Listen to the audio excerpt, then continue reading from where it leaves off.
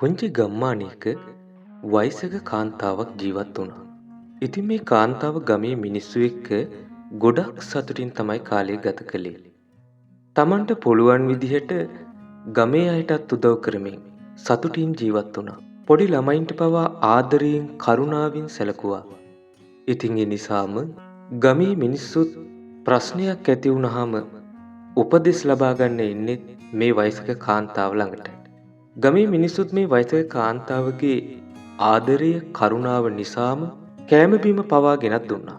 ඉතින් දවසක උදේ පාන්දරින්ම ඇය දර ටිකක් හොයාගෙන එන්න කැලේට යනවා.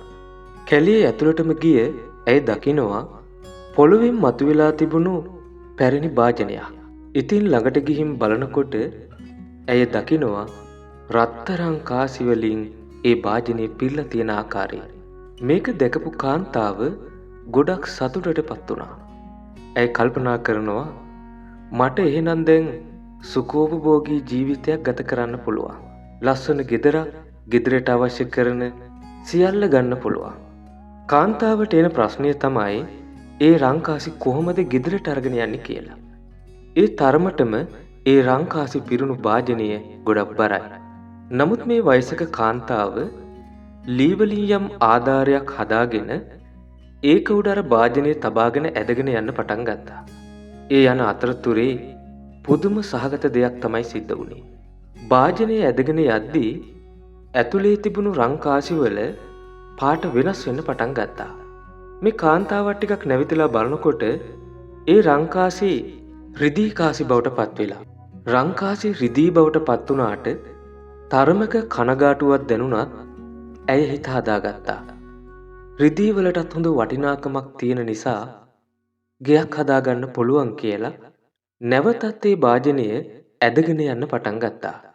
ඉතින් මේ භාජනය නිවස වෙත ඇදගෙන යන විට භාජනයේ තිබුණු රංකාසි නැවතත් යම් වෙනසකට භාජනය වුණා. මේ භාජනයේ තිබුණු රිදී කාසි සියල්ලම යකඩ බවට පත් වුණා. සියලු බලාපොරොත්තු සුන්වුණු මේ කාන්තාව මදක් කනගාටුවෙන් ඉඳලා දීර්ඝ හුස්මක් අරගෙන hina වෙලා හිත හදා ගන්නවා. මේ භාජනේ හම්බ වෙන කලින් මං කොච්චරනම් සතුටින් හිටියද? අසල්වාසීන් සමග කොච්චරනම් සහයෝගයෙන් එකමුතුවෙන් හිටියද?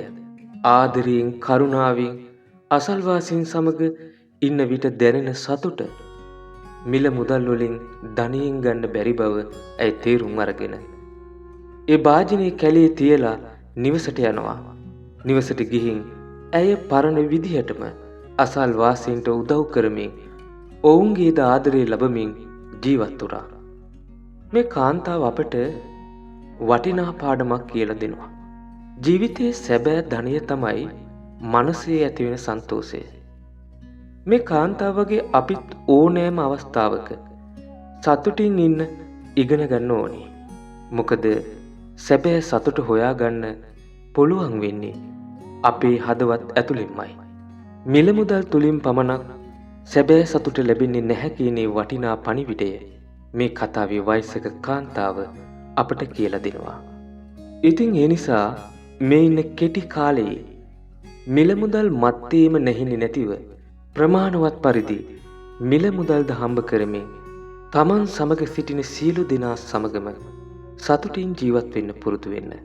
හොඳයි, නැවතත් මෙවැනි කතාවක් සමගින් හමු වීමට බලාපොරොත්තු වෙමින් අදට සමුගන්නවා. ඔබ සියලුම දෙනාට යහපතක්ම වේවා.